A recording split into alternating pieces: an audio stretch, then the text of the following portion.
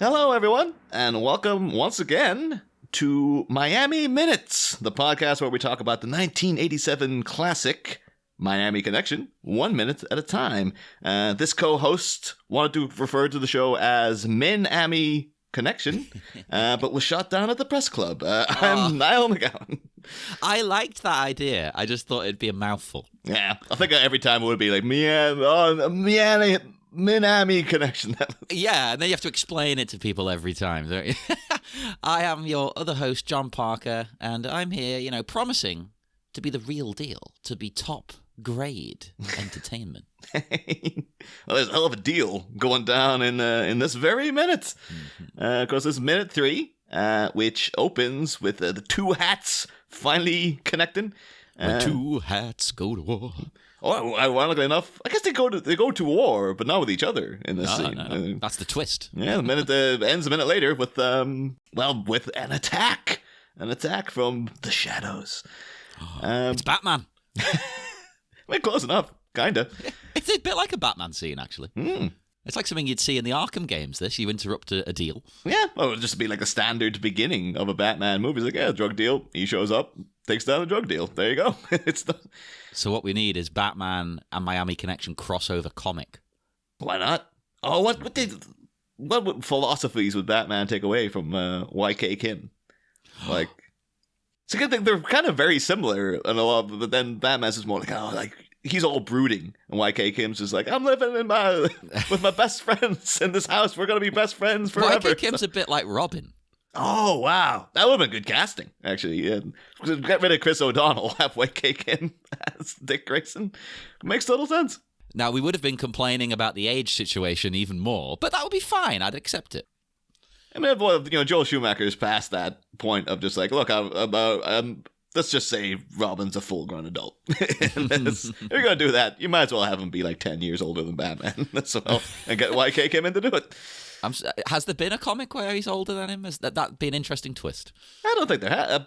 Well, actually, it's about like 80 years of comics. It probably has been something like that, but it seems to be Elseworlds thing. Yeah, it seems to be a fairly. Yeah, that would be. If not, actually, it's a good enough pitch. Like, what if Dick Grayson, like the thing happened at the circus before Bruce Wayne's parents got shot or something? Well, Bruce Wayne's parents got shot coming out of the circus. Everything's connected. Yeah. But anyway, we're 3 episodes into our Not Batman project, and now we're opening an episode talking about Batman.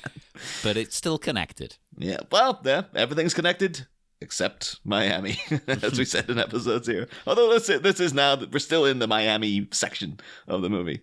Yeah, and we're back with a deal. The deal is finally done, isn't it? A firm handshake seals it. Oh, it's a good handshake. It's like a hat jostles from the force of the handshake. Is that something you're used to as a hat wearer? Do you get into many a handshake with a jostle hat? No, I'm not a handshake guy, really. So I'm just like, I try to avoid them when I can, quite frankly. I don't get why people like them. I think they're uncomfortable for everyone.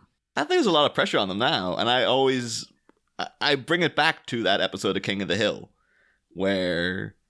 I think it was George Bush, wasn't it? Hank Hill meets George Bush, and he's Hank Hill, Texan. He's a Republican guy.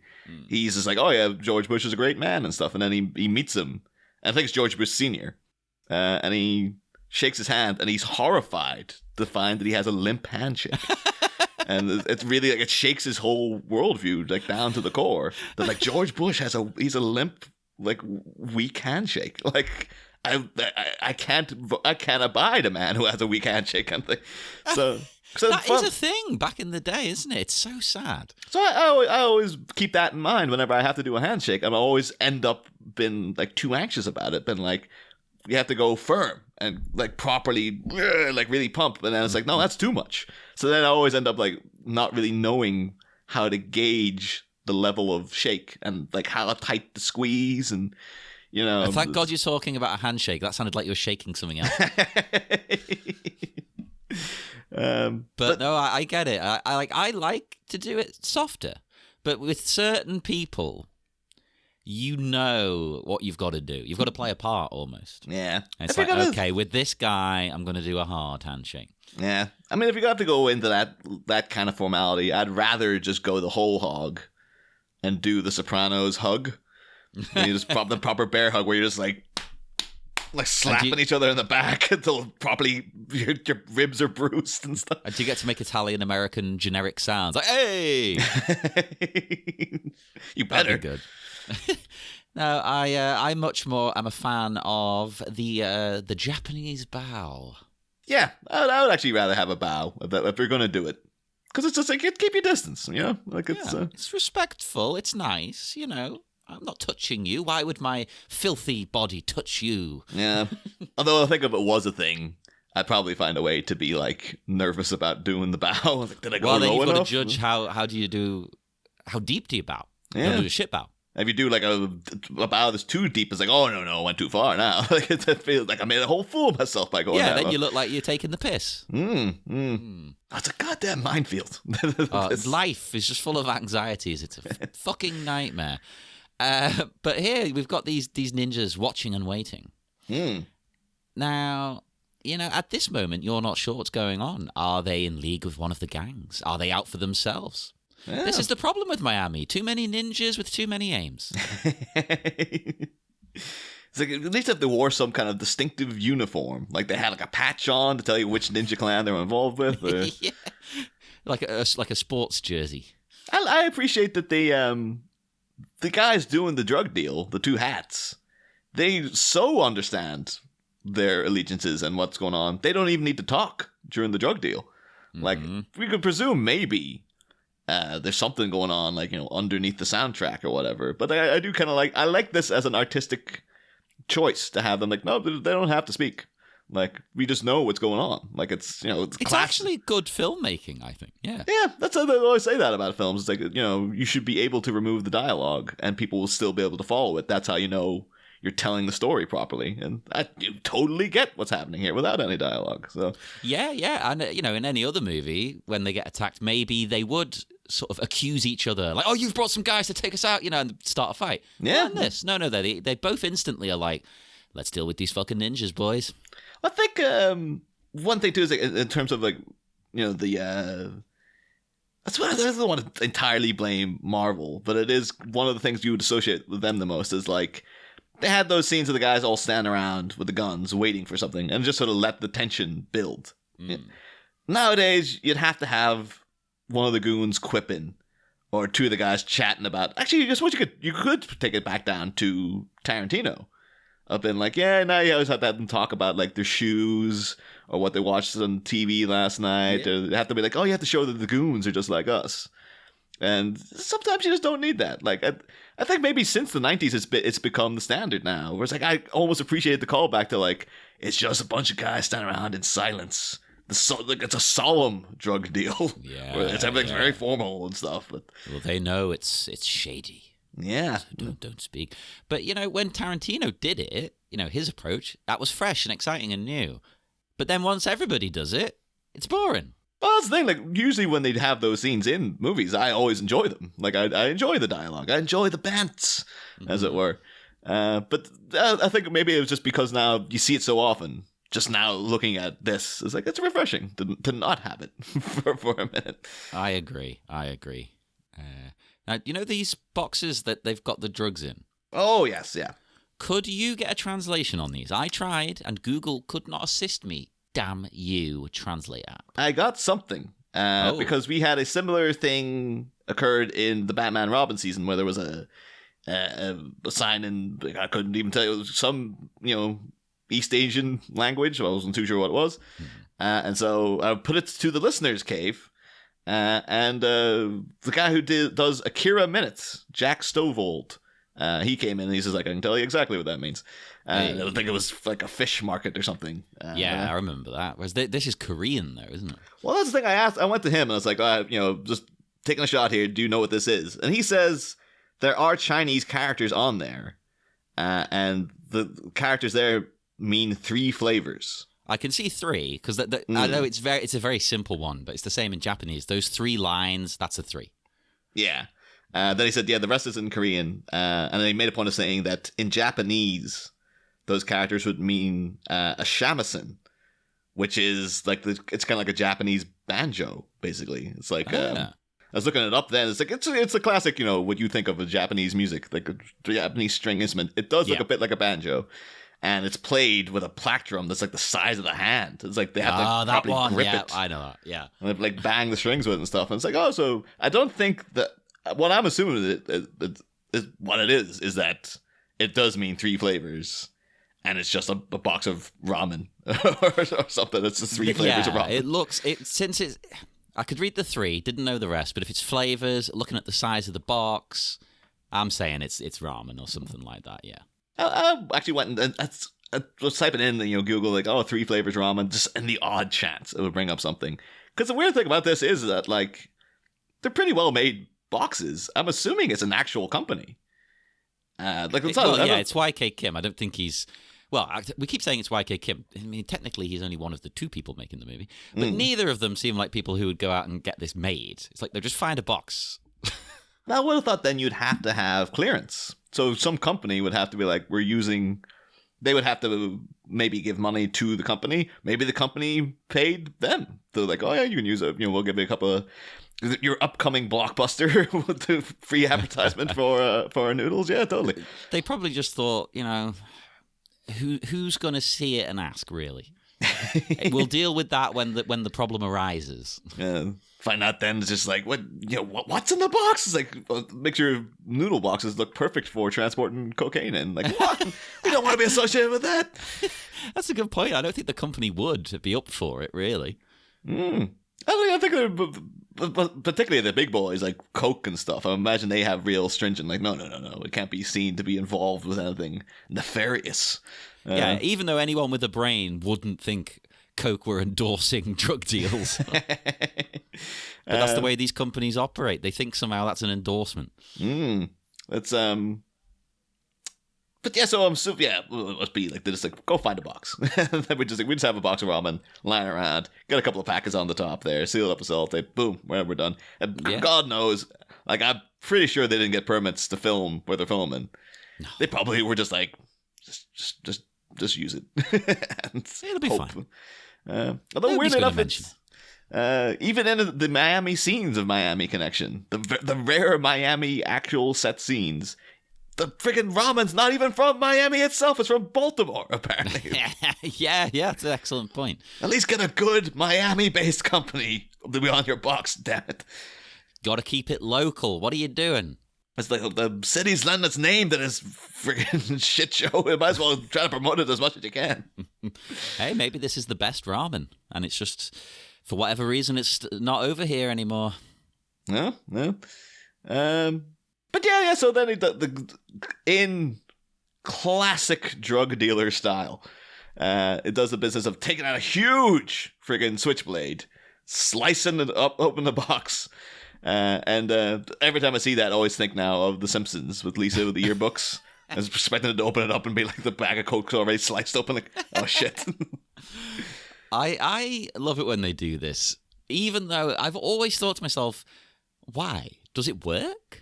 What's the point? And so I looked it up. And it was explained to me I found 2 sources that were explaining it. First off, Reddit user Lowdown Dirty Rat. You low down dirty rat. He said it's because it's not a taste thing, but an anesthetic numbing.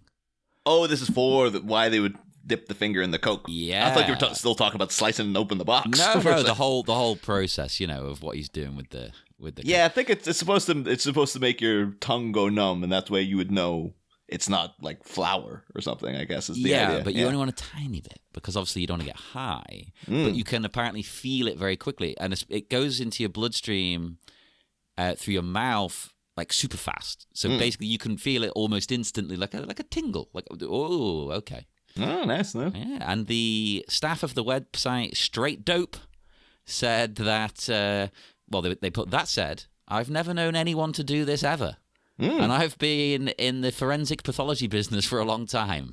The reality is it's dangerous. The cutting agents are usually harmless, but you don't want to be the one who got the Coke that was cut with poison. Further, such trace amounts could show up in the person's next urine drug screen. and a positive for cocaine metabolites in the urine would warrant disciplinary action. Oh. There'd be no way for anyone to tell an on-the-spot drug tester from a recreational user. So regardless, in the movie, it passes the test. This shit is legit. Although I remember when we recorded Batman in '89, we had a conversation about apparently Jack Nicholson used to put cocaine on the end of his piece. Because it's supposed to it numbed his penis basically, and he's like, oh yeah, you can have sex for hours, you just keep going, and it's like, I don't know, that seems pathological, Jack. I don't know if I'd want to do that. Plus, there's creams for that. Just go to a shop and buy a cream. I'm sure that's cheaper and healthier. Maybe they should make that the new drug tester thing, though. So it's like some guy, like, right, just taking a handful, putting it down his trousers, just like, that works. Yeah, just zips and just dips it in. Like those sweets that you get over here. What, they dib dab? Gonna dib dab, dick dab, I guess. I'm gonna give her the old dib dab. Well, this is my thing, though. I always wondered this, and if I was ever to write a script that involved a drug deal, I would have to address it, because I understand why they don't just have like a sample bag that they can try, because it's like, well, that could be, this little tiny bag could be the only actual coke there, and the rest of it could be fake. So that's true. I suppose the same could be said for a sample bag, though. Well, yeah. But the thing is, though, they come in and they always just tear open the bag, slice it open, and then it's like, so you take out a little tiny bit, and then it's like, okay, well, the bag's just open now, so you gotta get someone over there with like sellotape or something to tape it shut again, or like, because otherwise that coke's gonna get everywhere. Like it's. I have enough trouble getting like a bag of flour back in the cupboard without it spilling everywhere. Yeah, this is potentially it's so wasteful, is what it is. Like, there's bound to be something that's gonna fall out, and you're gonna have to transport everything now because there's gonna be coke jostling out of an open bag. You have to go in. To at least make a point of someone coming up behind them with like some sellotape and going like, right, close it up again, just to show that they tried at least. I'd love it if you just looked kind of like, oh shit, and then turned around and was like, have you got a spare bag? Can I put this in something else? Well, that just seems so. I don't know, they're slicing it open. There's a big cloud of coke going up everywhere. It's like, oh crap! That would definitely happen, because that happens when you open a bag of flour. Why do I keep equating it to flour? It's a different texture. I don't know. So I don't know why this became the default move. I guess because again it's very visual and they're badasses, so of course they're slicing things open with switchblades and da. Well, they've got to make it look aggressive as well when they do it, don't they? Yeah. So. But it's always bugged me of like, again too, I don't know if it's like, will the coke go off if it's exposed to the open air for too long? It's how long can a bag of coke be open? Can you don't take that coke, it's been sitting out. Have some stuff fresh from the bag. You've got to keep it in the fridge once it's open. We a friend of mine, we recently, I told you about this, John, we recently did some recreational drugs that I'd never done before. Basically dropped acid as well. And he made a point of saying like, oh yeah, I've kept it in the fridge, the tabs of acid. It's like, is that a thing you need to do? And he's is like, that a good thing? Afterwards he's like, I think it made it more potent or something. Maybe it preserved how powerful it was going to be, because like he was like, afterwards we're like, oh, it was way too much, like we were going to the moon and back. And he was just like, "Oh yeah, it shouldn't have been that strong. Like that was crazy level strong." Maybe that's what it is. Maybe that like keeps it fresh. I suppose refrigerating pretty much anything usually is a positive, as long as it's a dry kind of environment. I wonder actually, let's try to quickly Google: can cocaine go off? Like if you have a bag of coke and it's just been sitting in like at room temp for months, it's like, oh, you can't use that. Like that's like, but. I can't imagine, because marijuana doesn't go off, but I guess it actually does. It kind of would go a bit. Yeah, I mean, it depends in what sense you mean. It's a plant. It will go sort of stale. I mean, it'll probably just lose potency. Marijuana. Let's see. Does cocaine go stale? Let's see. This is how long party drugs keep for. Also, pharmaceutical drugs are all sold with an expiration date. Well, yeah, all the ones we do at work have a date, but they tend to be years, But that's a proper pharmacy I work in. It's not, cocaine in a bag in a box of noodles. I just seen that from the they went to this is from Vice, appropriately enough, I guess.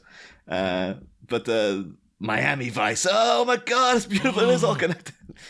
But they went and asked some guy who knows a lot about cocaine, whether this is your stash still safe after weeks or months of lying forgotten in your room. And he says the guy's a straight shooter, and he says there is no answer to your question. You can't choose an illicit drug and say what the shelf life is. It's absolutely not possible. Well, that's the thing, I think, because it's made by some random guy in his kitchen. How do you study that? It could break down really quick. I don't know.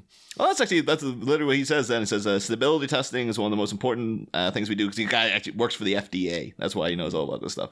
And says, stability testing is one of the most important things we do. We ask two important questions. First, how fast is the drug breaking down? And second, what's it breaking down into? So, but that does have an indication, if it breaks down at all, that means it has a shelf life. So, that makes sense. Yeah. It's not really something I'd ever considered, because I don't think most human beings encounter this quantity of cocaine in their life, do they? If any listeners have dabbled, I'm sure you had a small little bag, not bags like these. Yeah, but it's like what you call it, like Arrested Development, with remember when Mom told us once you opened a vodka bottle, you had to drink all of it, otherwise it would go bad. It's just like, now it's like we have to do all this entire bag of Coke now tonight, now that you open it. Then. Yes, they just start sharing it around. That's like part of the deal. Even during the ninja attack, they're just like snorting. It's like, get it as fast as possible. Hey, it'd probably help you go wild on those ninjas. Yeah, true. And speaking of which, though, because we do, these ninjas start to go wild. Woo! Ninja stars, baby! Yeah. So, I thought it was a bit of a weird move in it, because basically what it is like one of them just chucks a ninja star at a guy, and the fight begins. And I kind of thought they'd want to, I guess because there's so many friggin' goons, you just need to do it this way. I thought they would probably try to do it more stealth than this. Well, like Batman, slowly take them out from behind when no one's looking and things. Oh yeah, this should be one of those Predator missions from like the Arkham games, where you should be sneaking around trying to take out Sam Neill, get that hat off, gonna go over the Spielberg-looking guy, get him down to. I should also note too, there's a guy annoyingly, and it's just entirely down to the quality of the film, like the film grain. How dare you insult this movie? But one of the goons does have something written on the back of his jacket, and it's clearly like he's just some sort of like a Teamster or something. It's like a local chapter of some organization, like his just club. Just Teamsters Union. Yeah. He's just like, it's a union jacket or whatever, and it's just like, oh god damn, I really wish I could read it to see what this. Because they're all wearing their own clothes, so it's just absolutely. There's no way there's like a proper costume department on this movie. No, not a chance. But yeah, so I'm a little bit. If we ever do get in touch with YK Kim, my first question I want to ask is what did the back of that guy's jacket say? I'm sure he remembers perfectly. I can tell you that right now. I've got a replica. That's my jacket. I'm wearing it right now. Wears it every day. It's 35 years, still good. Now we keep calling them ninja stars because that was the common name here. But of course, if you know anything Japanese, they are shuriken, which means hidden hand blade, which is an awesome name, let's be honest. So the most widely used one is the bow shuriken, which is like a spike. My entire knowledge of shuriken entirely comes from Revenge of Shinobi, the video game. And I remember the ones that were just sort of like you said, it's kind of just like a spike. That was his main one, and then occasionally you could upgrade the little stars. Yeah, the spike one's the bow shuriken. And the one that people are most familiar with is probably the Hira shuriken, which it's kind of like this sort of thing. It's made from thin, flat plates of metal. Mm-hmm. And they take them from different sources. So you make them out of coins. Oh. Hishigane or kugi nuki, it's a very hard word to say that. Carpentry tools, spools, senban, which is like nail remover, things like that, just stuff. Because as we talked about in previous minutes, ninjas were, they tried to just look like regular people. Yeah. Just going about their business. So, you could just fashion a weapon out of anything you've got around, basically. In most cases, they are the proletariat, so it's like, we ain't got the money to make like weapons from new. Like, we gotta use whatever we got around the house. So Exactly. And they put a little hole in the center usually, and then a thin blade that you sharpen at the tip. And the hole, in my research, is because, a lot of the things they would make them out of would have a hole in, because a lot of coins then had a hole in the center in Japan. And they'd use washers and things like that. So that was just like a natural thing. And it was convenient as well for the user, because then you can put them on a string, like around your belt. Okay. It also helps with the aerodynamics and weight and things like that when you throw them. But it's also like, you can just like put them on a little string and then wrap them around yourself. There you go. Got them ready to roll. This reminds me of the whole thing of, I'm assuming they were big. They must have been in America too. Polos. Like. Oh, yeah. They're called lifesavers in America. Yeah. Oh, okay. I always heard of lifesavers. I didn't realize it was the same thing. But, because the fact they always had the hole. Polo is the mint with the hole in it. Yeah. And then they had the brief thing of like, you can now buy polo holes. I remember buying them. Yeah, I was dead excited. There was a big marketing campaign. Like, look, as if they had been stockpiling them for years. Like, now we can unleash them to the world. But I know. I love the idea that they make a mint and then punch a hole in it. And it's like, we just throw these holes away. It's like, no, they're made in that shape. It's just a funny idea. It's like in Seinfeld, where there's like the whole thing of Elaine's business of the muffin tops. It's like, well, the best part of a muffin is just the top, and then you get the stump. It's just useless, bready, like, just dries you out. So we just have a business that's just muffin tops. They have to have like Newman come in to eat all the stumps at the end. It's not a bad idea, to be honest. But yes, the idea like, so we just have like made a mint and then wasted half of it by knocking out a goddamn hole in it, and then we used to just chuck that away. Like, it doesn't make any sense. Why the hell? Cost effective, right? No. Well, I haven't seen polos. I'm sure they're still going, but like I don't eat mints normally, so I don't know. Like, and I don't see a lot of advertisements these days. Like, I've even managed to whittle it out of YouTube and stuff. So like, maybe they are still advertising polo all the time. I just don't see it anymore. Yeah, I mean, I don't encounter advertisements on anything. And the thing is, I think I've seen them in the shop, but I mean, I tend to have like chewing gum. Yeah. I think that's what, by cutting advertising out of everything, now everything just sneaks up on me. So like, I went to see Top Gun the other day, and they're like, the trailer for the Buzz Lightyear movie came up, and I was like, oh yeah, I heard about this. When's this coming out? And it's like, next week. It's like, next week? What the hell? It could be like, they've been promoting this for like months, but like, I've just not seen any of it. Yeah. I don't know if it's just because we're like tech people, so we stream everything these days and stuff like that. Or maybe we're just are we the wrong demographic now, age-wise? I don't know. I think I'm more interested in a Buzz Lightyear movie than like, my friends' kids, because like they probably just don't care. They're like, oh, whatever. Because I said to Killian, is my friend's, one of my friend's 4-year-old son, and he was just like, we can just wait for that to come to the house. I was like, do you want to see it in the cinema? And he's just like, no. He's like, I want to see DC superhero pets in the cinema, but we can wait. We can have pretend cinema day when Lightyear comes out instead of actually. That's a very mature cinema. attitude. I like that. Yeah, no, he's very chill with those kind of things. It's like, I'll see it eventually. I don't really care. So. Imagine us being like that as kids. Holy crap. No, I would have been like, we're going to cinema, see it right now. I just remember having cinema anxiety of the idea of like, what if someone sits in front of you and you can't see the film properly and stuff? Because particularly back at my cinema, it's the cinema that's in my, well, not in my hometown, it's in the town next to my town, back in Ireland. Like, it's great now. They've really done it up. They've really put the effort in. But back when I was a kid, it was just like a flat floor. Yes, that was the biggest problem. Why would you ever not stagger seats? Yeah, and I don't think they thought of it at that point. And I think it was only when I came to Liverpool, I was just like, that's so that way when people are sitting in front of you, you're still above them, so their head won't get in the way. But I grew up in an era of like, Independence Day for me still has some dude's head at the bottom. Like, it's just not the same when you watch it now. Yeah, so I had to put that up in front of a TV to get the full experience now when it's on. That was a big problem, especially when you were a kid, because you're little. And I think over the years it's got better and better. Like that Cineworld cinema here, the staggered nature of those seats, you can't even see that person in front of you anymore. It's great. Like they're not even in your eye line. I've got my perfect, like when I know I'm going to the Odeon, the big chain in England. I know exactly where I'm sitting every time because I've sussed that as being the best seat, is that you go over to the far left above the door, because it's all so highly stacked that it'll go past the door, so you're above it, and then you sit in the front of that row. You've basically got a little table in front of you. No one can sit in front of you. And you can put your feet up or whatever you want. Like, it's just like, oh, there's nothing there. I'm not disturbing anybody. And it's true, you're slightly to the side, but like I don't mind that too much.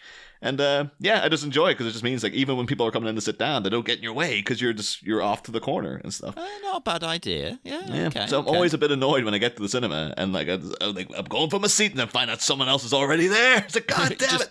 Go up. Excuse me. Could you move, please? This is my seat. I think sometimes it's happened where it's like there's not many people are in there. I'm like, this asshole has also cracked the code. Like they know it's the best seat, and that's why they got there first. Damn it! So. And now you're putting it out on a podcast. Oh, okay. Well, if you're ever in Liverpool, don't ever sit in that seat. Okay, that's my seat. Right? I'm gonna get there before you, and just to annoy you. But with the shuriken as well, I did some more research. I did quite a bit on these. I did enjoy this. There are a wide variety of forms of hira shuriken, and they are now usually identified by the number of points that the blade possesses. So they would represent as well different schools, ryu, or regions that preferred the use of different shapes, which I found quite interesting. Like, so, this region has this shape.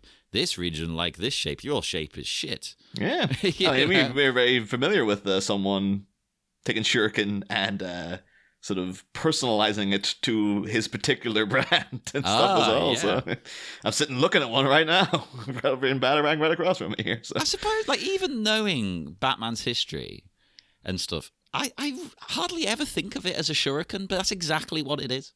I think it's only really in the Nolan movies where it comes off like that, because he's proper little tiny. They're just little shards, basically. But they're basically like ninja stars. Whereas like the Burton movies, like it's a big fold out, like huge thing, and it's got like a wire attached to it. It's like it's more like a multi-purpose tool, particularly in the Robert Pattinson version. Where it's literally like a multi-purpose. So it uses it as a Stanley knife and stuff at one point, and has all attached into his chest and stuff. So I think it's only Chris Nolan ever really was like no, this is proper ninja tech he's using. Well, he doubled down on the whole ninja training, didn't he? Sort of aspect, which I love. That's great. Oh yeah, I mean it's all in the comics too. So he ain't lying about it.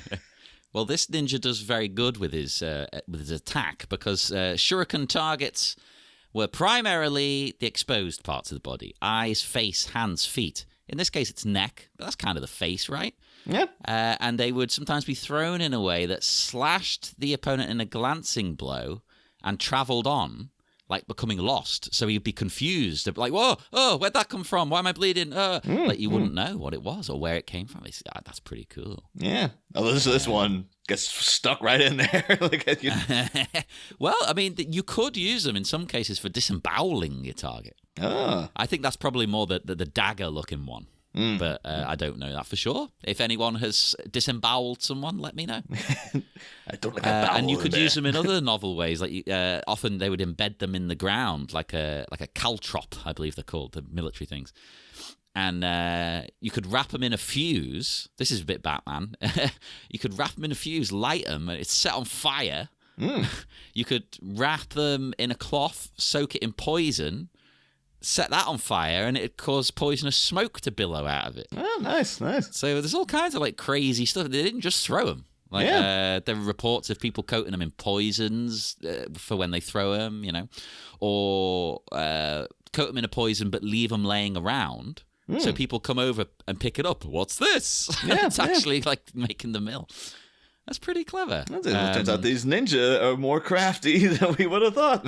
Well, my favorite thing they would do, there's reports that some shuriken were buried in animal feces and allowed to harbor bacteria that I've got the name of it, but oh my God, Clostridium tetani, which I think is like tetanus kind of. So then when you want to use it, you go get it out of the shit and you throw it at people. And it basically, it's incurable at the time. They get ill from the tetanus-infused animal shit. Quite clever. That is most unpleasant. Yeah, It's a really just like a humiliating way to die as well. I was like, well, basically, I was killed by like animal donkey. you've got to think of it cooler. It's like, no, I was killed by this incurable disease. This infection ravaged my body.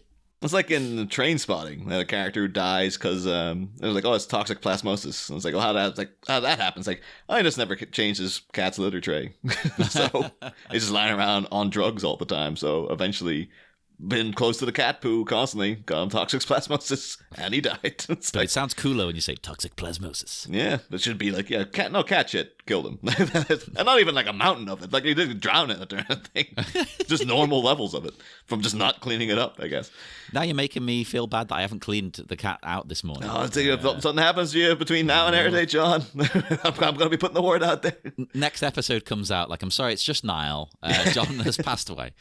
Don't worry, I'll tell people it was toxic plasmosis, not good. Please do. Or at least I got hit with a shuriken. I would say, though, it's a nifty kill, but this is the first proper like laugh of the movie for me. Oh, is it the guy's wonderful acting? Yeah, because it's really like, that's the best take you had for this guy. Was like, it's the way he has his hand up. It's like he's like, I did a cough commercial one time. Like it looks like they're expecting to have the little graph come up showing it. This is where your throat will hurt. And Yeah. Well, his throat is hurting. yeah, well, it's true. But it could be like he was like, oh, that guy's in a cough commercial. He knows how to do this. But it still looks like a guy going like. I love as well. He is making sure that you, the viewer, see that shuriken prop. Oh. You're like, get a good look at this. Yeah. So I guess it is something your hand would instinctively go up, but it looks very almost kind of dainty, like a kind of like a guy checking his a guy with a cough checking his chest, going.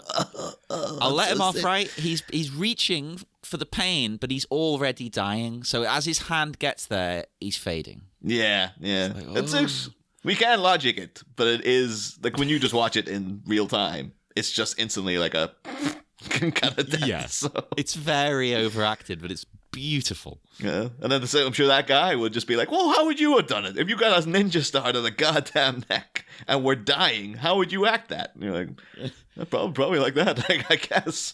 But, I mean, that's the thing. Who are we to say he's wrong? Yeah. I've never seen a human being get hit with a shuriken. I don't want to. Maybe we can just blame the editor. It might be just the abrupt cut to the... I don't know. I don't know how you'd do it better other than him just collapsing. Yeah. But that might not look exciting.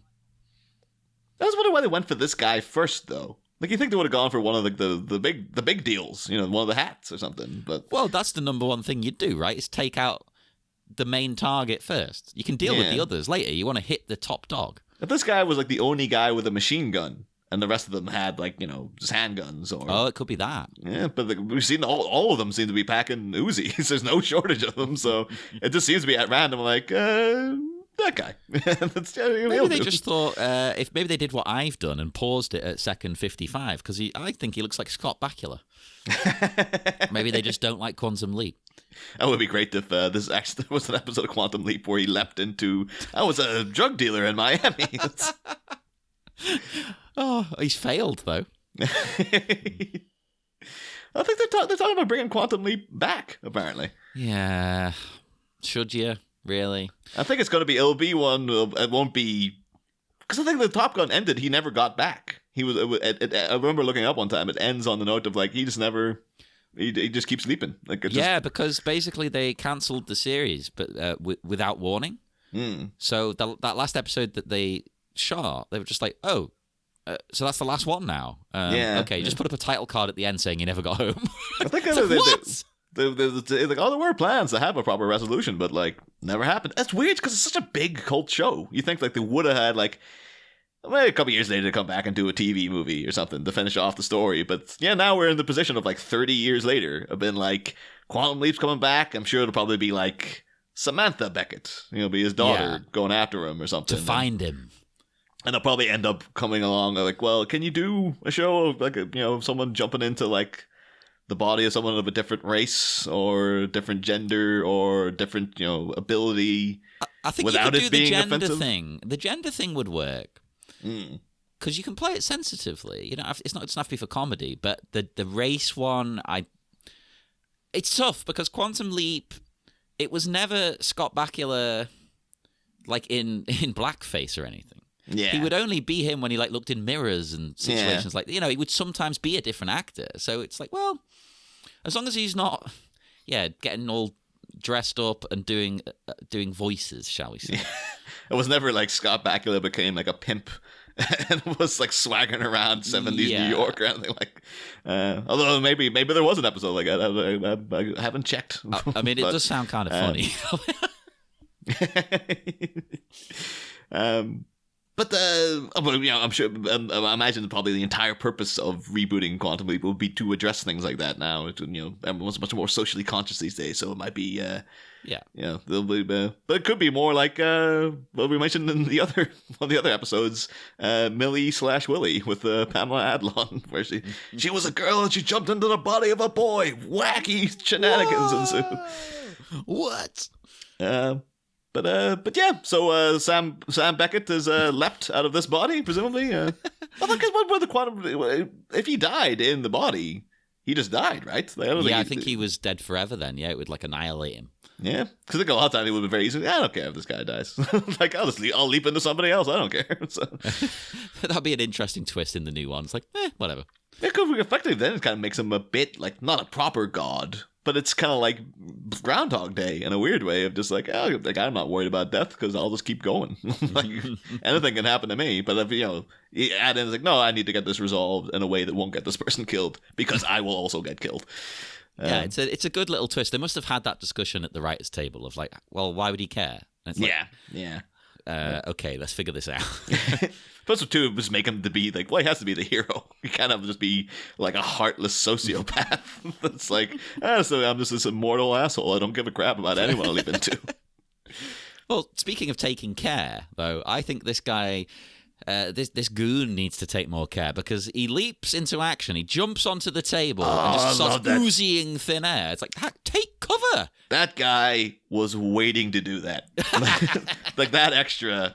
He was, and I think I'm actually at the check in the next minute. There's a guy who does a very distinctive cartwheel at one point. I was like, that's the same freaking guy, isn't it? Like he's just there, like, oh, I cannot wait to get out to that scrapyard and jump on some shit and roll around and hop from place to place. I don't blame him, but also the editor. What are you doing?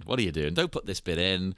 Is it the same guy? Remember we were talking about that extra? Was it minute 2 where it was a guy who was really like on the ball of like scoping around with the Uzi and stuff. Yeah. It might be like he was the one like, oh, I am here for this. Yeah, he seems to take great pleasure in it. Both as an actor and a character. The character seems to have been waiting for it. Well, it might be like he's so highly trained. He's just like, I know as soon as someone gets a shuriken to the throat, you jump up at a table and you just start blasting. So, well, we all saw Predator. You can't just shoot into the trees, man. Yeah. It's not going to work. I'm going back and forth between them. I think it is the same guy. I think he is just up for this. So. He is the extra of the day. He's earning his $5 extra or whatever he was getting above everyone else. We must consult the drinking game here because that is on the drinking game. Someone getting hit with a shuriken. So everybody, take a big drink. Or a line of Coke to go along with the minutes, I guess. You know what? If that's more your bag, I'm not going to tell you what to do. Yeah. If that's how you want to enjoy your life, do that. Do a line. Just not make for sure me. I'll take a drink. Just make sure the Coke hasn't gone bad, okay? How do you check? That's something else we need to look up. How do you check? Maybe that's why you stick your finger in and put it on your tongue. Yeah, he's like, this Coke's been laying out for 6 weeks. What are you trying to pull? It's like my Coke palate is above reproach. Well, listeners, if your Coke palate is above reproach, have your Coke. Do what you must, but hit that drinking game hard. There's one right there. Boom. Yeah. So I'm actually kind of noted out. Yeah, I am noted out as well. Yeah. So we will sneak off now through the woods, through the trees, avoiding Uzi's fire. And we will all connect again for the next episode of Miami Minutes, Minute 4. Minute 4 usually follows Minute 3. 4 would usually follow. Yes. Thank you, Abe. Do join us on Facebook at the Miami Minutes Taekwondo Orphanage. Twitter, Instagram, we're on all of those. Just look us up, Miami Minutes. Why not send us an email? miamiminutespodcast@gmail.com. And yes, we will see you next time. Miami heads? I don't know what to call you. Fans. We need a name for the fans now. Orphans. I don't know, Orphans. Yeah. Dragons groupies for Dragon Sound, maybe. Oh yeah, you're our groupies. See you next time, groupies. Listen to me.